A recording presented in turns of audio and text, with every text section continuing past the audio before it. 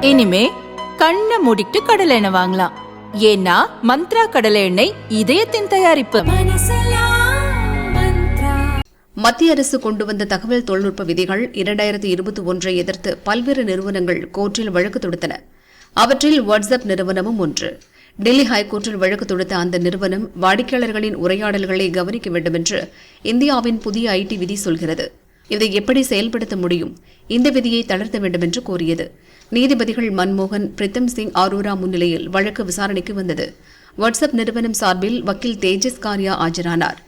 வாட்ஸ்அப்பில் end-to-end encryption பாதுகாப்பு அம்சம் உள்ளது. அதாவது உரையாடலை அனுப்புபவரும் பெறுபவரும் மட்டுமே வாசிக்க முடியும். வேறு யாரும் குறுக்கே புகுந்து ரகசியமாக பார்க்க முடியாது. என்னென்ன உரையாடல்கள் நடக்கிறது என்பதை வாட்ஸ்அப்பால் கூட பார்க்க இயலாது. இந்த பாதுகாப்பு அம்சத்தை நம்பித்தான் 40 கோடி இந்தியர்கள் வாட்ஸ்அப்பை பயன்படுத்துகின்றனர். ஆனால் ஒவ்வொருவரின் உரையாடல்களையும் கவனிக்க வேண்டும் என்று இந்தியாவின் ஐடி விதி சொல்கிறது. இது வாட்ஸ்அப் வாடிக்கையாளர்களின் தனிப்பட்ட உரிமையை கேள்விக்குறியாக்குகிறது. இந்திய அரசியலமைப்பு சட்ட பிரிவுகள் 14, 19, 21 ஆகியவற்றை மீறுவதாகவும் உள்ளது என்று வாட்ஸ்அப் வக்கீல் வாதாடினார். இப்படி ஒரு விதிகள் மற்ற நாடுகளில் இருக்கிறதா என்று நீதிபதிகள் கேள்வி எழுப்பினர். அதற்கு பதிலளித்த வாட்ஸ்அப் தரப்பு, இந்தியாவை தவிர வேறு எந்த நாடுகளிலும் இந்த விதி இல்லை. பிரேசில் நாட்டில் கூட இப்படி ஒரு விதி கிடையாது.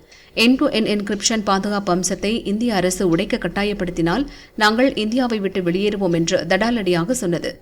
சாதி, மத, இன மோதல்களை தடுப்பது போன்றவற்றில் இந்திய ஐடி விதி அவசியம் பின்பற்றப்பட வேண்டும் என்று மத்திய அரசு வக்கீல் வாதாடினார். இருதரப்பு வாதங்களையும் கேட்ட நீதிபதிகள் ஆகஸ்ட் 14ஆம் தேதிக்கு வழக்கை ஒத்திவைத்தனர். சென்னை, மும்பை, கொல்கத்தா ஹைகோர்ட்டுகள் உட்பட பல கோர்ட்டுகளில் இந்தியாவின் ஐடி விதி 2021 எதிர்த்து வழக்குகள் நிலுவையில் உள்ளன. இவற்றை ஒன்றாக தொகுத்து விசாரிக்க டெல்லி ஹைகோர்ட்டுக்கு சுப்ரீம் கோர்ட் ஏற்கனவே உத்தரவு போட்டிருந்தது.